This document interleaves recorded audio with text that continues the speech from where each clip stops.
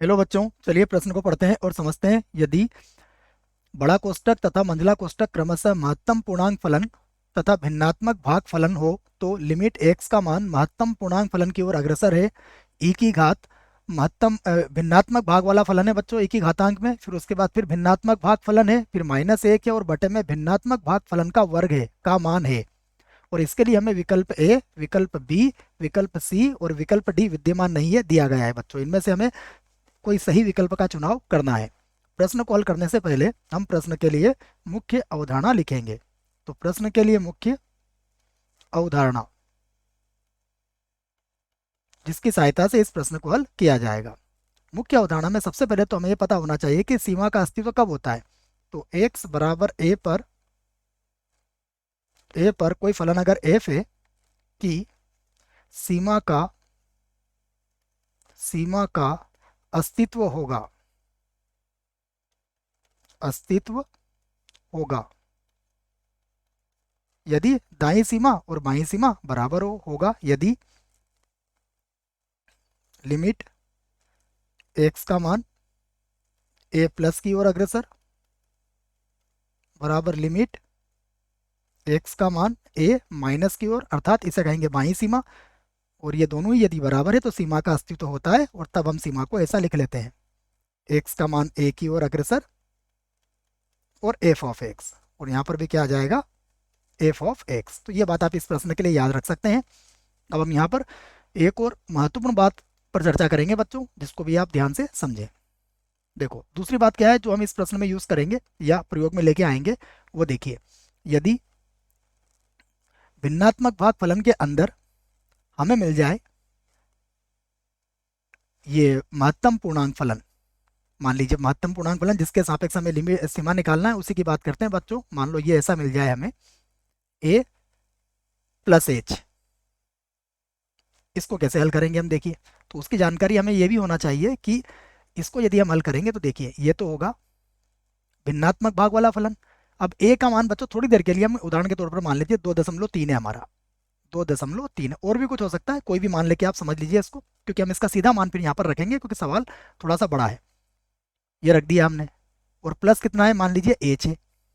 अब देखिएगा, हमें पता है कि अगर 2.3 है तो इसका उत्तर कितना आएगा, 2 आएगा। तो ये कितना हो जाएगा, ये हो जाएगा 2 और प्लस का एच हो जाएगा। अब क्या बचा हमारे पास, ये बचा है भिन्नात्मक भागफलन। अगर भिन्नात्मक भागफलन तो ये किसके बराबर होगा, ये होगा 2 प्लस एच, और फिर माइनस में क्या आ जाएगा, महत्तम पूर्णांक फलन, ये भी पता है हमें। तो ये फिर से बन जाएगा 2 प्लस एच। अब इसका मान अगर आप देखें तो ये फिर से मिलेगा 2 प्लस एच, अर्थात 2 मिलेगा, तो 2 से 2 कटने पर हमें क्या मिलेगा, यहाँ पर एच मिल जाएगा बच्चों। अब थोड़ी देर के लिए मान लो कि इस प्रकार से हो, ये भी समझना आप, ए और माइनस एच हो बच्चों, क्योंकि दोनों ही सीमा हम यहाँ पर ज्ञात करेंगे, वहां पर हम सीधा इसका प्रयोग करेंगे। इसको भी मैं ऐसे ही समझाता हूँ आपको। मान लीजिए ये 2.3 है, 2.3 है बच्चों, और भी कुछ हो सकता है, एक उदाहरण लिया है हमारे स्वेच्छा से हमने, और यहाँ पर हमारा माइनस का एच है, माइनस एच लिख के मैंने समझाया इसको, क्योंकि इसकी भी जरूरत हमें पड़ेगी। तो ये माइनस एच लिख लिया मैंने। तो ये किसके बराबर हो जाएगा, देखो ये बराबर हो जाएगा 2 माइनस एच के। अब अगर हम इसको देखें ध्यान से तो ये क्या मिलेगा हमें, ये मिलेगा 2 माइनस का एच। और अब 2 माइनस एच को अगर देखें तो देखो 2 माइनस एच किसके बराबर आ जाएगा, ये बराबर हो जाएगा 2 से कम, 2 से कम अर्थात ये 1 के बराबर हो जाएगा बच्चों। 2 माइनस एच है ना, तो ये 1 से हमारा कम हो जाएगा, तो ये हो जाएगा हमारा -1 के बराबर। अब देखो इसको 2 में से 1 गया तो कितना मिलेगा आपको, आपको मिलेगा 1 माइनस एच। तो इसको आपको समझना पड़ेगा। अब ए का मान कुछ भी हो, ए का मान चाहे आप 2 रखो, 3 रखो, 2.3 रखो, जैसे मैंने समझाया है। तो एक तो इस बात को आपको समझना है और एक इस बात को आपको समझना है। अब हम क्या करते हैं, जो फलन है एक बार उसकी दाईं सीमा निकालेंगे और एक बार उसकी बाईं सीमा निकालेंगे। तो सबसे पहले मैं इसकी बाईं सीमा निकाल के आपको बता देता हूँ। तो सबसे पहले हम निकालेंगे इसकी बाईं सीमा, किस पर, एक्स का मान महत्तम पूर्णांक फलन ए पर। तो मैं लिख देता हूँ एक्स बराबर महत्तम पूर्णांक फलन ए पर बाईं सीमा, बाईं सीमा, ठीक है। तो देखो बाईं सीमा निकालेंगे तो क्या बनेगी हमारे पास बाईं सीमा, यहां से लिख देता हूं मैं, ये होगा लिमिट, यहां पर इसको ऐसा लिख सकते हैं आप, एक्स ए के ऊपर क्या लगा देंगे आप, माइनस। और जो फलन दिया गया है हमें उसे देख लेते हैं। हमें जो फलन दिया गया है वो क्या है, देखिए यहाँ पर फलन ई की घात में है, तो ई की घात कितना है, ये ई की घात, ये महत्तम पूर्णांक का भाग वाला फलन है, ठीक है ना बच्चों, भिन्नात्मक भाग फलन जिसको आप कहते हैं। तो यहाँ पर ए लिखा हुआ है, उसके बाद माइनस में है, फिर से लिखूंगा मैं तो फिर से आ जाएगा, और माइनस एक है या प्लस एक है, माइनस एक है, तो ये माइनस एक लिख लिया मैंने। और बटे में क्या है, बटे में इसकी घातांक 2 है, तो ये मैंने इसकी घातांक 2 बना दी यहाँ पर। अब हम इसको सीमा के रूप में कैसे लिख सकते हैं, देखो अगर मैंने इसको लिखा लिमिट, अब एच का मान 0 की ओर अग्रसर कर दिया, तो यहाँ पर इसके स्थान पर क्या आ जाएगा, माइनस एच आ जाएगा। तो यहाँ पर हम लिख देंगे इसको। अब देखिए यहाँ पर तो क्या है, भिन्नात्मक भाग वाला फलन है। अब ए के स्थान पर क्या आ जाएगा, यहाँ पर एक्स लिखा है ना बच्चों शायद, इसको मैंने गलती से ए लिख दिया है, इसको तो हम एक्स लिखेंगे जो फलन दिया गया है। तो यहाँ पर तो हमने क्या लिख लिया, एक्स लिख लिया। अब ये भिन्नात्मक भाग वाला फलन है, और इसके अंदर क्या आ जाएगा, महत्तम पूर्णांक फलन के अंदर ए आ जाएगा, और यहाँ पर अगर हम बाई सीमा कर रहे हैं तो यहाँ पर माइनस का एच आ जाएगा। यह क्या आ जाएगा, ई की घातांक में। उसके बाद माइनस, यहाँ पर भी यही होगा, देखिए यहाँ पर एक्स के स्थान पर क्या आ जाएगा, महत्तम पूर्णांक फलन ए और माइनस एच हो जाएगा। उसके बाद माइनस का एक है और पूरे के बटे में इसका वर्ग है, तो फिर से भिन्नात्मक भाग फलन, उसके अंदर हम ए लिखेंगे और माइनस का एच लिखेंगे, और इसकी घातांक कितनी है, 2 है, बराबर। फिर से लिखूंगा मैं लिमिट, एच का मान किसकी ओर अग्रसर है, 0 की ओर अग्रसर है। अब देखिए इस प्रकार की स्थिति पर हमने अभी मुख्य उदाहरण में चर्चा करी है, ये किसके बराबर होता है, अगर इस प्रकार से इसको हल करते हैं बच्चों, तो दूसरी स्थिति पर विचार कीजिए, ये 1 माइनस एच के बराबर होगा, तो मैं इसको 1 माइनस एच लिख लूंगा सभी जगह। तो यहाँ लिख लेता हूँ मैं, ये क्या बन जाएगा, ई की घातांक, ये हो जाएगा 1 माइनस एच बन गया, माइनस ये भी किसके बराबर हो जाएगा, 1 माइनस एच के बराबर हो जाएगा, और माइनस 1, और बटे में ये भी किसके बराबर हो जाएगा, 1 माइनस एच के बराबर हो जाएगा बच्चों। सीधे सीधे तौर पर मैंने आपको पहले आपको मुख्य उदाहरण में ये बात समझा दी है। अब आप यहाँ पर एच का मान 0 रख लीजिए। यदि आपने एच का मान 0 रखा तो देखिए क्या मिलेगा, यहाँ पर ये मिलेगा ई की घातांक 1, यहाँ पर 0 रखोगे तो माइनस 1 और माइनस 1 कितना हो जाएगा, माइनस का 2, और बटे में कितना आ जाएगा, 1 माइनस 0 1 आ जाएगा। इससे हमारा तात्पर्य यह है कि ई का मान, ई माइनस 2 हमारा क्या आया है, इसकी बाईं सीमा आ चुकी है। इसे बना दिया मैंने समीकरण 1। अब हम इसकी दाईं सीमा निकालते हैं, तो x बराबर महत्तम पूर्णांक फलन ए पर अब निकालेंगे हम दाईं सीमा। तो दाईं सीमा भी हमारी इसी के बराबर आना चाहिए। इसको फिर वैसे ही जमा के लिखेंगे हम, देखो तो मैं यहीं से लिख देता हूँ इसको, लिमिट, अब x का मान महत्तम पूर्णांक फलन है और ये प्लस की ओर अग्रसर है, यहाँ पर हम फलन लिख देंगे।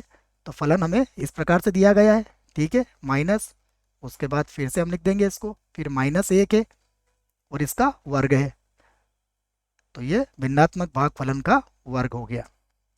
फिर से लिखा मैंने लिमिट, अब मैं इसको h टेंस टू 0 में व्यक्त कर लूंगा, तो अब क्या आ जाएगा, यहाँ पर देखो प्लस का चिन्ह है तो प्लस h आ जाएगा। तो अब मैं लिखूंगा e की घातांक, और e की घातांक में ये भिन्नात्मक भाग फलन है, उसके बाद महत्तम पूर्णांक फलन आएगा और प्लस h हो जाएगा यहाँ पर, उसके बाद फिर माइनस, यहाँ पर भी यही होगा, महत्तम पूर्णांक फलन और प्लस h लिखा जाएगा, और फिर कितना हो जाएगा, माइनस का 1, और अब पूरे के बटे में कितना है, देखो बच्चों पूरे के बटे में है, फिर इसका वर्ग हो जाएगा। तो ये भिन्नात्मक भाग फलन, उसके अंदर महत्तम पूर्णांक फलन प्लस का h, और पूरे की घातांक कितनी हो जाएगी, 2 हो जाएगी। अब जैसा मैंने आपको मुख्य उदाहरण में बताया, देखिए इसका मान किसके बराबर होगा, अगर महत्तम पूर्णांक फलन प्लस h का भिन्नात्मक भाग फलन है तो इसका मान किसी भी स्थिति में हर बार h के बराबर ही आएगा। तो इसको मैं अब h के बराबर लिख सकता हूँ, तो यहाँ पर लिख देता हूँ इसको, देखिए तो अब हम यहाँ पर h लिख देंगे, तो यहाँ से लगाया मैंने बराबर, और अब क्या बनेगा, लिमिट h का मान 0 की ओर अग्रसर है, तो 0 की ओर अग्रसर कर दिया मैंने। उसके बाद ये बन जाएगा e की घातांक h, ये बन जाएगा माइनस का h, और ये होगा माइनस का 1, और बटे में कितना आ जाएगा, बटे में आ जाएगा बच्चों h का वर्ग, ठीक है। और इसको मैं क्या करता हूँ बच्चों, p के बराबर मान लेता हूँ, थोड़ी देर के लिए मान सकता हूँ, और किसी के बराबर भी मान सकते हो, मैंने इसको p के बराबर मान लिया है। और इसके पहले मैंने कौन सी समीकरण बनाई थी, देखिए इसके पहले मैंने समीकरण 1 बना रखी है, मैं इसको समीकरण 2 बना देता हूँ। तो ये हमारा पी के बराबर हो गया है। ठीक है, तो अब देखो पी के बराबर क्या आया, पी बराबर मैंने लिखा है लिमिट एच का मान 0 की ओर अग्रसर ई की घात एच माइनस एक और बटे में आ गया है एच की घातांक 2। अब मैं इसकी सीमा को परिवर्तित कर रहा हूँ, देखिए मैं इस बात को लिख सकता हूँ कि इसकी सीमा अगर एच का मान 0 की ओर अग्रसर है तो एच की जगह पर मैं क्या लिख सकता हूँ, माइनस एच का मान 0 की ओर अग्रसर होगा, अर्थात मैं एच को माइनस एच से परिवर्तित कर सकता हूँ। चाहो तो लिख भी सकते हो आप एच को माइनस एच से परिवर्तित करने पर, क्योंकि उससे सीमा पर कोई फर्क नहीं पड़ेगा। चाहो तो मैं लिख देता हूँ बच्चों, यहाँ पर लिख देता हूँ मैं एच को माइनस एच से प्रतिस्थापित प्रतिस्थापित करने पर ये लिख दिया है मैंने, पूरी बात आपको अच्छे से समझा दी है। तो अब यहाँ पर क्या हो जाएगा, P बराबर देखिए, P बराबर सीमा तो वही चलेगी, एच का मान 0 की ओर बोलो या माइनस एच का मान 0 की ओर बोलो, अर्थात एच का मान 0 की ओर लिख लेते हैं हम। यहाँ पर अब ये क्या बन जाएगा, ये बन जाएगा ई की घात माइनस का एच और ये हो जाएगा प्लस का एच और ये माइनस एक ही रहेगा। और यहाँ पर माइनस एच का वर्ग लिखो या एच का वर्ग लिखो, बात एक ही है, तो ये एच का वर्ग हो जाएगा। इसे बना देता हूँ मैं समीकरण 3। अब समीकरण 2 और 3 को जोड़ना पड़ेगा मुझे। समीकरण 2 व 3 को जोड़ने पर ठीक है, जोड़ देंगे बच्चों, थोड़ा सा सवाल बड़ा है लेकिन समझ में आ जाएगा आपको। पी और पी कितना हो जाएगा, देखिए जोड़ेंगे तो ये हो जाएगा 2p, यहाँ पर आ गया हमारे पास 2p और ये हो गया लिमिट h का मान 0 की ओर अग्रसर है। देखिए दोनों का लघुत्तम वही आएगा, h का वर्ग तो प्लस h से तो माइनस h कट जाएगा, यहाँ पर हो जाएगा सबसे पहले e की घात h, उसके बाद प्लस ये बन जाएगा e की घात माइनस का h, ये बन गया। और उसके बाद अगर आप देखेंगे तो माइनस h से प्लस h तो कट जाएगा, एक और एक कितना हो गया यहाँ पर माइनस का 2 हो गया। और बटे में जो इसका लघुत्तम आया वो लघुत्तम कितना है इसका, h का वर्ग ही है बच्चों। तो फिर से लिखूंगा मैं 2p बराबर, यहाँ से लिख लेते हैं 2p बराबर लिमिट h का मान 0 की ओर ही अग्रसर है। अब फिर से समझिएगा इसको, यहाँ पर देखिए e की घात माइनस एच है तो मैं इसको 1/e की घात h लिख सकता हूँ, तो इसका लघुत्तम ले रहा हूँ मैं सीधे सीधे। ठीक है, तो क्या बन जाएगा ये देखिए, ये हो जाएगा e की घात 2h माइनस 2 e की घात h हो जाएगा और प्लस 1 आ जाएगा, और जो इनका लघुत्तम आया है e की घात h वो बटे में आ जाएगा, और गुणा में कितना चल रहा है, बटे में h की घात 2 भी चल रहा है, इसे मत भूल जाना। फिर से लिखूंगा 2p बराबर लिमिट h का मान 0 की ओर अग्रसर है।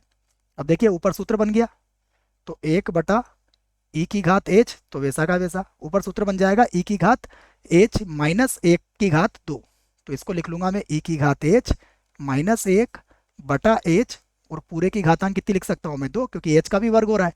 अब ये मानक सीमा है, इसकी जानकारी भी आपको होना चाहिए, मैं लिख देता हूँ यहाँ पर जो मानक सीमा हम प्रयोग में कर रहे हैं वो लिख देता हूँ मैं, लिमिट यदि x का मान 0 की ओर अग्रसर है e की घात x माइनस 1/x, इसका मान सदैव किसके बराबर होता है बच्चों, 1 के बराबर होता है।